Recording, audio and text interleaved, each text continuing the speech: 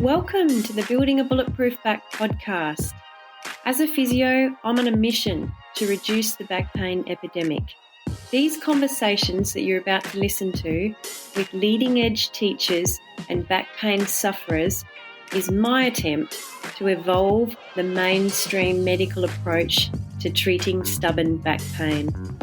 You see, I firmly believe that building a bulletproof back requires mental, physical, and emotional strategy. Let's see what pearls of wisdom we can share with you today. Thanks for listening and thanks for being here.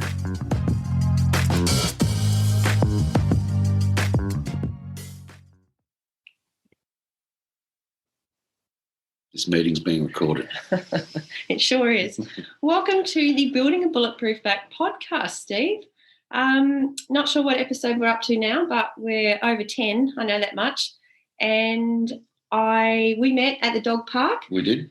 About 2 or 3 weeks ago. Yeah. And as things happen at the dog park, people get chatting.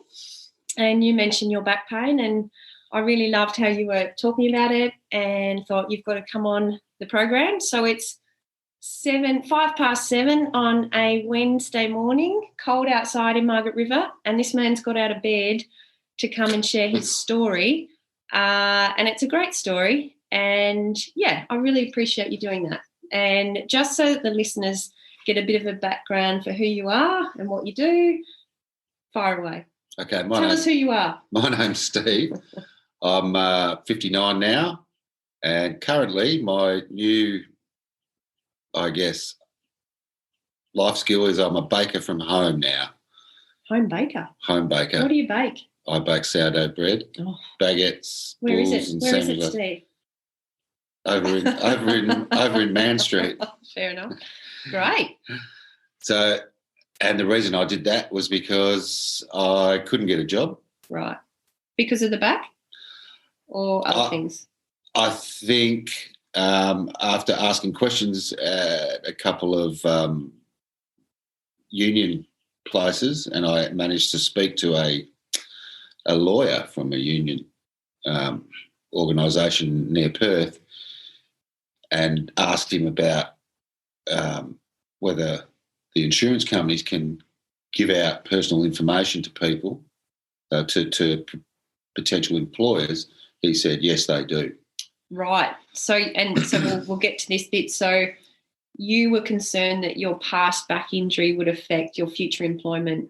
My past back injury did, or my workers' compensation claim did, yes. Okay. All right. So let's backtrack. Let's get into telling us about how you hurt your back in the first place. Okay. It was a very rough day, and we were transferring from a work vessel to a production platform for oil and gas. So you're on a boat. I'm on a vessel, open deck, open stern. Yeah. And the method of transfer that day was a piece of knotted rope. And I was preparing to cross over, and the vessel fell away in a rather deep trough, and I wasn't quite set. So I had to struggle to get up onto the deck that wasn't underwater. And as it turned out, I popped my disc in between my T7 and T8. Yeah, so that was part of what what was interesting about your particular injury. It was a thoracic disc, yes, which is quite hard to hurt, but in that mechanism where you get a big jar from above or below, it can happen, hey? Yeah, so it ended up rupturing as well. Yep. And how did it feel in your body? What was that like? I felt like I'd done something seriously wrong, because I walked up a few stairs and I was having trouble breathing and thought, geez, that doesn't feel too good. And then over the course of the day, it became apparent that something wasn't quite right. I had a big cramp around my chest, and couldn't take a full breath in and couldn't exhale completely. Wow. What an awful feeling when your breath's affected. Anxiety inducing, isn't it, when you can't get a full... As well, thinking, well, what's going on here? Yeah. And, they medevaced me and and then my journey began. Okay, so have a sip of your coffee if you want. So how long ago was this, Steve? Are we talking a few years ago? 2008. Okay, so we're 21, about 4 years ago. And so what happened? 14. Oh, 14. Geez, my maths is pretty poor. Okay, so what happened from there? Well, various medicos. I went and saw my own doctor, which you're entitled to do on the workers' comp. Yep. But you also must attend a doctor of the insurance company's choice. Yeah. And, well. Were you given different advice from the insurance doctor versus your doctor, or were they all sort of agreeing? The insurance doctor never gave me any advice. Right, he was just assessing. He was just assessing. The first assessment, he seemed to be, I guess, sympathetic. But the second assessment, he was rather rude and abrupt, and I ended up writing a letter to him and telling him what I thought of his diagnosis. Did that make you feel better? It did, and I copied in my human resources department as well. Yeah. So it sounds like it became, well, a thoracic disc is always going to take time. Yes. And when you're in the workers' comp situation and any injury takes time, there starts to be, I guess, a mounting pressure to get better quicker. Did you feel that was what played out? It was more that because I was part of a small team, and the loss of my experience there created problems for them. Oh, okay. So you felt that pressure. You let the team down. There was that pressure. There was the pressure of not being believed. Okay. There was also, I went back to work and re-injured or upset the injury again by climbing a long ladder up to a different platform, and then the cramps came back. Okay. So then it was like, well, this is pretty serious. We need to do some more assessments. And one of the doctors I saw was a pain management specialist in West Perth. Thank goodness I didn't have to pay for all of those appointments. He pretty much said to me, there's nothing I can do for you. Get yourself a lawyer. Good luck. Right. Nothing he could do for your pain is what he was saying? Nothing. They couldn't do anything for the pain except injections, which I was not interested in. Or I think he was a surgeon.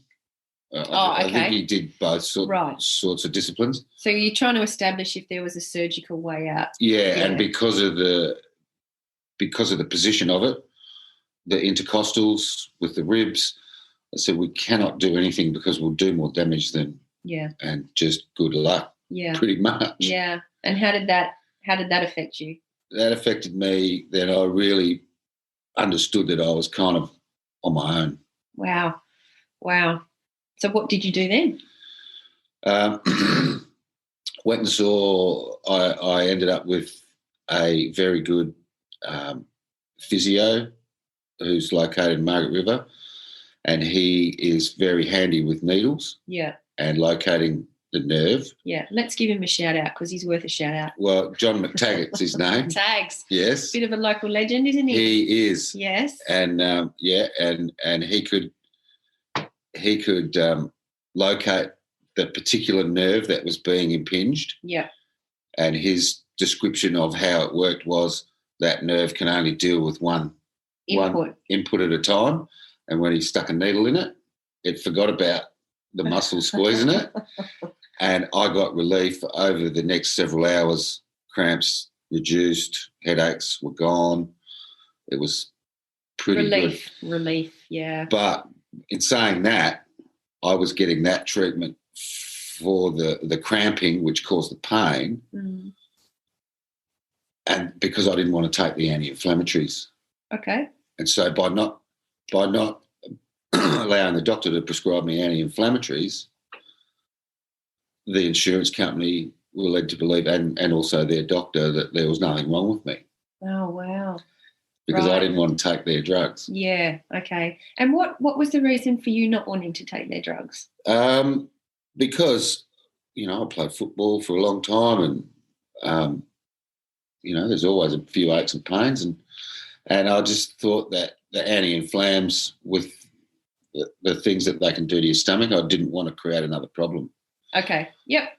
And was there a distinct, if you did take them, the pain was better? Or was there no It kind of consistent? When you say pain, it was more like a cramp. Gotcha. Yeah. And so the cramp, tags describe it as a vicious cycle. Yeah. Where the nerve became impinged with the muscle, which turned the muscle on. Yeah. Which impinged the nerve even more, which spread the cramp. Yeah. So it would go up the back of my neck into my head and right around my chest. And it's almost like your body with that cramping was freezing you or stopping you from moving, because in its wisdom it probably knew that if you did, there could be potential for more damage. Mm. So it's kind of the body's clever in how it breaks us or stops us until such time as it feels it's ready for you to start moving again. Yeah. So how did you start getting to move again? I went and saw Debbie White at Tonic Pilates. Right, let's give Debbie a shout out too. Debbie gets a shout out. She was amazing. Yeah, Deb's great. Yeah. Tonic Pilates. This is all about Margaret River practitioners, but anyway. We're really blessed, aren't we, Margs? We have amazing practitioners everywhere. So if you've got back pain, come to Margaret River. Yeah, she helped me a lot. And I swam every day. But there was always the insurance company at me. Yeah, and I think that's what I'd like to chat a little bit about, because it's certainly something I've seen with clients that not only are they their focus on healing their body is perpetually distracted by the system as such. It is. Even having to turn up to appointments and keep telling your story or keep justifying why things still aren't better, it kind of keeps the whole thing active, and that delays healing. And unfortunately, it's a necessary part of the system as it currently is. But it would be lovely to see the system evolve on some level. Well, I think rather than your human resources department in the company that I work for was a big department. And they pretty much, they've got to concentrate on all the people that are still working and being productive. And you're kind of, it's not in their scope of work, really, to look after someone that's been injured. And how was your actual workers' compensation case manager? Did you get one? What, in the human resources? No, so workers' compensation allocate you a case manager when you become part of their system. So their job is to liaise between you, the employer, and the insurance company. Were you, maybe that back then that wasn't... How honest can I be? Oh, go for it. She was a fucking bitch. Well, I'm glad I asked that question. She was a shocker. Do you feel her motivation was more aligned with serving the insurance company than you? Her motivation was more aligned with getting my paperwork off her desk, and so that they could put it to bed. Right. And so that created more angst? Always, yeah. Yeah, okay. And delayed the healing for you? And I think as time grew, as the time passed, their involvement in my life became more and more. It was more and more. We want you to go and see this bloke. You have to drive to Perth. And it's like, man, I've got to sit in the car for 3 hours and get there, and I'll be cramped up when I get there, I know. Yeah. And then I would take those anti-inflammatories. Okay, just when you needed them for those things. Yeah, for those sorts of things. But then you probably felt compromised that you were being put in a situation where you actually had to take pills just to jump through the hoops that they needed jump you through to their hoops. Yeah, which is a good analogy. Jumping through hoops. So how did you navigate your way out of that? Beer and drugs sometimes. Geez, we are being honest. Well, I love it. and Hey, you're not alone. no, That is a really common approach. And on some level, I think, you got to do what you got to do to cope. Yeah. And when we're in survival mode, we'll find a way to survive. And if it has to be a substance, that's a survival strategy. And, it's a common survival strategy. And so we can't just pretend it doesn't happen, because it does. And I guess what I encourage people, is to understand that even if they're choosing this strategy for now, once they feel more in control, those clutches or habits can be switched out for more empowering ones. Oh, yeah, for sure. Yeah. And it was kind of, because it affects your relationship and, thing that you feel like your whole world's turning to shit, and then it's, sit down in front of the mirror and give yourself a slap and go, right, yeah, you're on your own here. The only one that's going to help you is yourself. You're going to have to get yourself sorted out. And so meditation helped. I used to swim a lot. Yeah. Do you think in that, the quicker you come to that analogy that you're on your own here, the quicker you get your head in gear and saying, right, it's up to me. Yes, because you've got to get to work then. You come to that realisation that, you could go to the doctor and they can give you pills or injections, and you can just focus your whole life on that. How big's that nerve, Marion? Yeah. You can focus your whole life on that tiny little nerve that's giving you grief, or you can, just pull your strides up and suck it up, make friends with the pain. Love it. And you did that through meditation, or just you stopped fighting it? You just acknowledged it was there and thought, well, it's there. I've got to deal with it. But there's also other things in my life going on which I choose to focus on. Yeah. So we call that, I'd call that a mental strategy. Yes. Basically, and it's a powerful one, isn't it? It definitely is. But you came to it, you had to figure it out.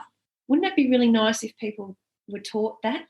Well, Tags was pretty good at it. Great. He'd go, how you feeling? I'm like, oh, pretty shit. And he'd say, well, go for a surf, mate. Well, yeah, but walking in the bush. So because I worked away, I couldn't have a dog. Okay. And I said to my wife, as soon as I finish this working away stuff, I'm going to get a dog. Great. And so we did. Yeah.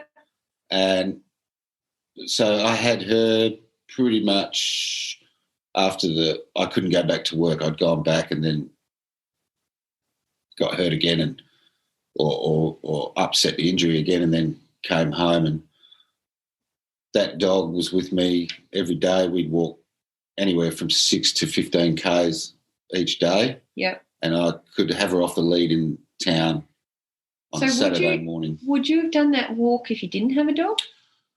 Probably not, no. No, so... because I was training her. Right, yeah. So you got the benefit of flowing love towards an animal, which is a huge healing tool for you as well. Oh, yeah, she helped me a lot. Because you've got that oxytocin now pumping around, which is a direct dropper of the cortisol or the inflammatory mediators. Okay. So, you were altering your biochemistry, better than taking anti-inflammatory actually. Yeah. Walking your dog in nature, plus you got nature and all of that oxygenation and all that beautiful energy. So, great, a really good healing tool. But it took a while for me to slap myself around and realise that I needed. It was up to me to get better. Can you remember the moment when you made that decision? Was there like one moment where you went, right, I've had enough. I've had a gutful. Here's my crack point. And in this moment, usually people turn the corner in a moment when they make that decision.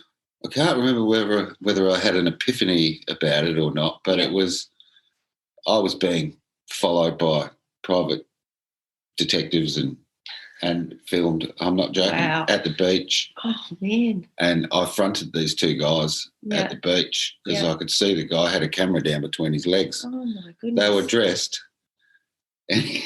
Anyway, they were on the beach and there's one guy standing up and there's one guy sitting down with a camera. And I looked up after I got out of the water and spotted this guy. He quickly hid what he had a little camera. So I just walked straight up to them.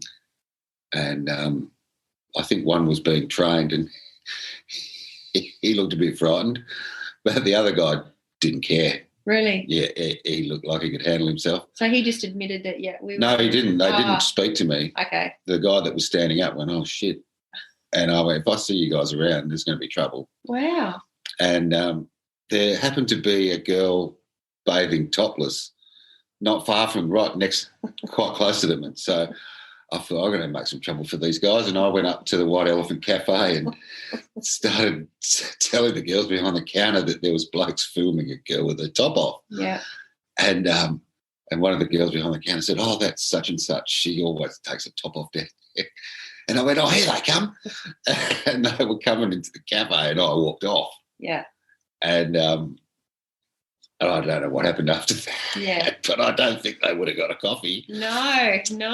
Anyway, yeah, I found I waited further out the car park and I saw the car that they were driving, and then I went around. I talked to my wife and we went around to the accommodation in town and found the car. Yep. And I left a little note on the double windscreen for them. whammy. Great. So you let them know strongly. Yes. Yeah, I mean that whole level of distrust, I guess, is quite humiliating on some level. It is because you think you're getting through it, and then something like that happens. Exactly. And it's like, really? Yeah. And it continued to happen for several months. And they sent a different guy. Yeah. And it's almost like an external pressure, isn't it? Like as if you haven't got enough to bloody do. Exactly. You're in pain. You're not cognitively functioning as well as you could be. You're stressed. And then that's like the icing on the cake, isn't it? Well, you kind of start making progress, and then that just drags you back down in amongst it all. Yeah. And so I've got a position at the Tourism Association. Okay. To cover for a lady who was the bookkeeper there. Yeah. And she was going on long service. So I had to do something. That was the other pressure that I was getting from the insurance company. You need to get a job. And I'm like, I'm a fucking crane driver rigger. And so then I'm working in an office environment with women everywhere. And anyway, I was walking down there because it's not far from my place. Yeah. And there was cars parked along the street, and I'd crossed the street. I just happened to cross the street there, and this car had a reflective screen on the windscreen. I think you could see out, but you couldn't see in through the windscreen. But as I walked past the car, there's a guy in the car. Yeah, okay. So next day he'd moved. So I was looking for the car, and he was parked near the playgroup at the old hospital. And I thought, he's watching me. Wow. They were really heavy in there. Yeah. Yeah. So I snuck around the outside and picked up a big rock. Yeah. And went up to the driver's side with the rock. See if I see you again, mate.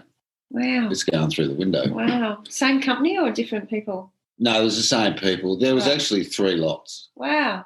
Even one guy came down with his wife and kids for a bit of a holiday, and his wife was filming at the beach. Gosh. And I just thought, man, this is ridiculous. Wow. They were really aggressive in their attempts to – I think that was the time, though. You know, that a lot of that used to happen. I'm not actually sure if it does still happen. But well, I rang the police. Yeah. And what I are your talked to the rights sergeant in that here. situation? They actually have to tell the police that they're here. Right. In case, I guess, in case something happens. And I was talking to the sergeant about these guys and the first guys, and he sort of started asking questions. And I said, look, they might be here to film me. He goes, what's your name? And I told him. He goes, they are. So that's how I knew. Gotcha. You had confirmation that they were actually so they investigating. They have to tell the police. Yeah. Wow. So, Steve, let's focus on how you got yourself out of this hole. So you made a decision that, right, if it's going to be, it's up to me. One of my favourites. What other? So that we'll include that maybe in one of your top tips for people in pain and how they start to move forward. Would that be one of your tips? Get your head in gear. You got to get your head in gear. Yeah. And that's probably the hardest part, because the physical thing you can work through things, but getting your head around it, going, the job I had was really good money. It was, I worked 24 weeks a year. The benefits were great. So it was like, shit, what am I going to do? Yeah, there's a loss of all of those things as well as your physical injury. There's a loss of all those. Yes. Yeah. And it was great because I like to get work over and done with, and to go there, just all you had to do was work. You get your work done, you come home, you can just switch off, forget about it. Yep. So that was really difficult. I guess once I started getting in the zone with the swimming and increasing my distances and stopping the dog from climbing on my back and scratching me. In the water. In the water. It's a ripper. Yeah. Acceptance. Okay. And acceptance of what particularly? Acceptance that you've been injured and that bit of you is not going to be the same ever again, probably. Well, can we say possibly? Well, possibly. Like today, because healing is, or my belief is, healing is unlimited. You will get when better. we start to cap it, we actually limit it. So I like just to take the approach, look, I'm not sure how much better this thing could get over a lifetime if I keep doing all the right things. So it will get better. It'll take time, yeah, for sure. But acceptance that it is a process. Yes. And you need patience. You do. And you need a bit of daily persistent focus on it, because if you don't focus on it, it gets lost in the rest of your life. And then what I observe is people get it, say, 80% better, and then they almost seem happy with that 20% because it's so much better than it was. They just accept that 20%. And I think, man, just keep going a little bit longer and get rid of it for good. Yes. And that's probably the thing that I haven't done, is kept up with Pilates. But I do swim. Great. I swim pretty much every day when I can. Yeah. When I'm not getting up at 1 o'clock in the morning baking bread. Yeah. But, yeah, I guess the three things is you have to come to the realisation that you're on your own. Right. Yep. You have to, and along with that, get your mind right. Like they said in Cool Hand Luke, you got to get your mind right. And once you get your mind right, and then do a bit of meditation or walk in the bush and start enjoying life again, and put that aside. Put the pain aside or the cramp aside or whatever it happens to be, just for a small period each day, and then those periods get longer and longer. I love that, because it's a big step when it has been consuming your whole identity to say, just put it aside. But I love that. So you took the approach, I'll just put it aside for a little bit each day and build that habit of, and that's shifting focus, isn't it? So, okay, it's there in the background, but I'm going to focus on something else for a little bit, and then it will creep back in, but then you just do it again. It's a muscle in itself, flexing that muscle of focus. It is. And if you can concentrate enough, you can actually connect with it.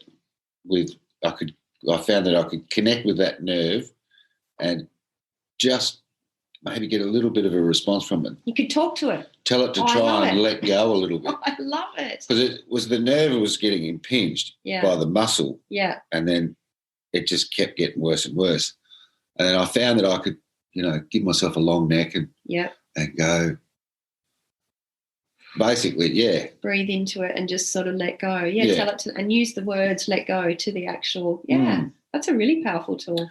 But that, that was reading books on meditation and that's one of the hardest things I've ever done, is try to meditate. Yeah. What technique did you use? The technique I found the easiest was the 4 breath in. Okay, tell us about that. Like box breathing? In for 4, hold for 4, out for 4, pause for 4? I never counted that many times. Okay. But I would just 1, 2, 3, 4 breaths. You either count on the inhale or exhale. Yeah. And concentrate on nothing but your breath. Okay. Yeah. And then after a while, after bit of practice, I didn't bother with the counting. Okay. I just concentrated on the breath. Beautiful. And so I guess with meditation, it's the empty mind. Yeah, yeah. And so try not to think about anything else. And you do, but it's just bring yourself back, concentrate on the breath, and try and empty your mind. It's it's a difficult thing to do, but it helps. How long do you think of practice it took before you felt you were getting some? I mean, the other thing with meditation, you don't have to be genius at it to get some benefit from it. No. So even if you're learning and you feel you're crap at it, you're still getting a benefit from it. The benefit just heightens the better at it you get, but you don't get good at it unless you practice it and you go through the earliest phases. So how long do you feel it was before you were finding benefit in just practicing the technique? It took a determined couple of weeks, but I'd read quite a few books, Buddhism and just specific books on meditation, and found that this one was the easiest one to deal with. And then as you get better, there's other techniques where you might have a rock in your hand or something like that, or a crystal, and you're just focusing your full attention on that. Yeah. What the feel of it is, what it looks like. Beautiful. Yeah. So that was a difficult one, but I found it really helped because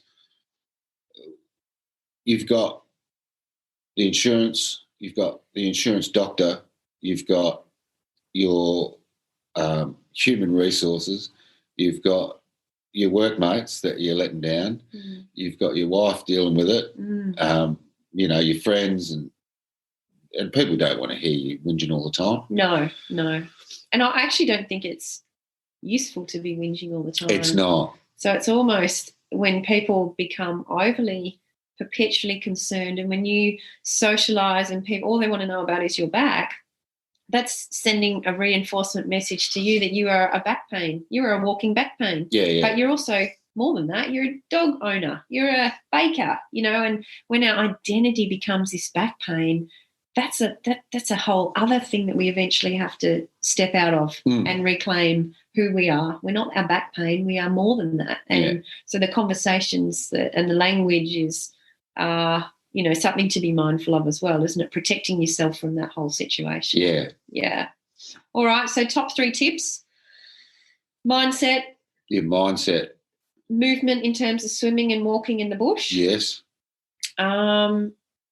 And particularly in your situation, I think we need the insurance, acknowledging it's a big stressor and detaching from it as best you can. You have to. Do not let it impede your healing. Keep your focus on your healing. Yes. And I guess it's a bit like going through a divorce settlement with an ex. You respond to the lawyer. I used to give myself 2 minutes. Right. That email's there. The stress reaction's straight there. Yeah. All right, I'm going to respond for 2 minutes, bang, get it done, and then I have to totally disengage from that for the rest of the day. Yes. So you take the action, but then stop and get off the topic. Yeah.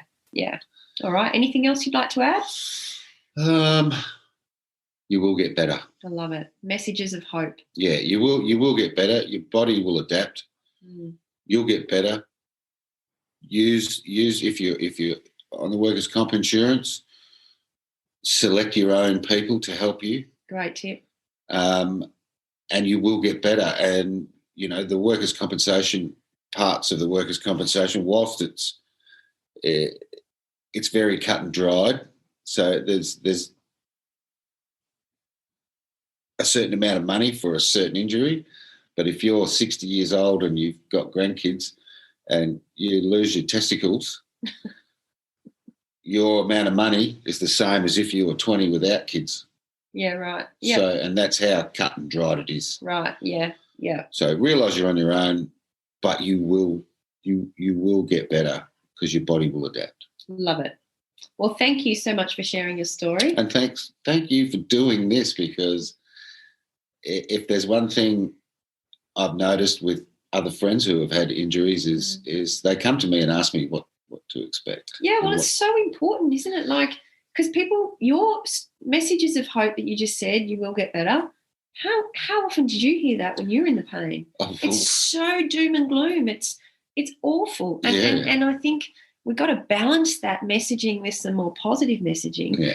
But from people like you who've been through it. Yeah. Whereas health practitioners, I don't think that, well, we like to say, you know, we send our positive messaging, but I don't think it has the same level of impact as someone who's been in it, who's spruiking that message from the other side. And, I think it's more powerful coming from you than coming from me. So thank you. And the other thing is with the health practitioner, you know, they have to send their bills to the insurance company.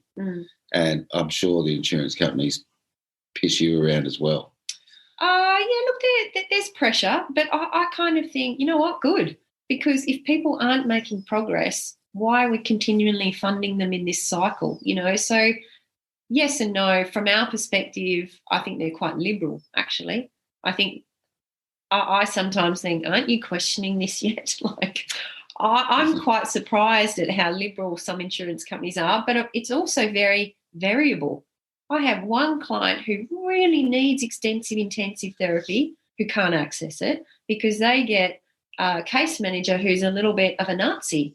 And then I have someone who I think really doesn't need the same level of input, and they've got a case manager who's just open hands flowing them everything. So I think there's these decision makers within the system that it's luck of the draw who you get. It is, and that is not right. But whenever you're dealing with humans in positions, you're going to get a degree of variability. So, yeah, I think it is evolving slowly, and different states within Australia are being more proactive. I know there's some legal stuff going on in New South Wales with workers' comp, trying to hold the actual insurance companies more accountable for the pressure they're putting on people and the lack of funding they're giving to some people. So it's a state-by-state issue, I think. Yeah. Yeah. And like you say, when there's humans involved, we get all colourful sorts of reactions, don't we? Which is part of the fun.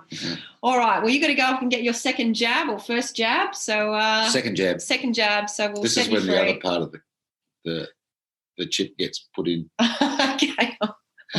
I'll get my phone and scan your number. Don't run off yet. All right. Thank you, everyone, for listening. And we'll be back in a week or so with another episode. But thanks, Steve. It's Thanks, a really Marion. beautiful sharing of your story. And I'm sure there's many listeners who'll benefit from lots of those tips. Okay, good.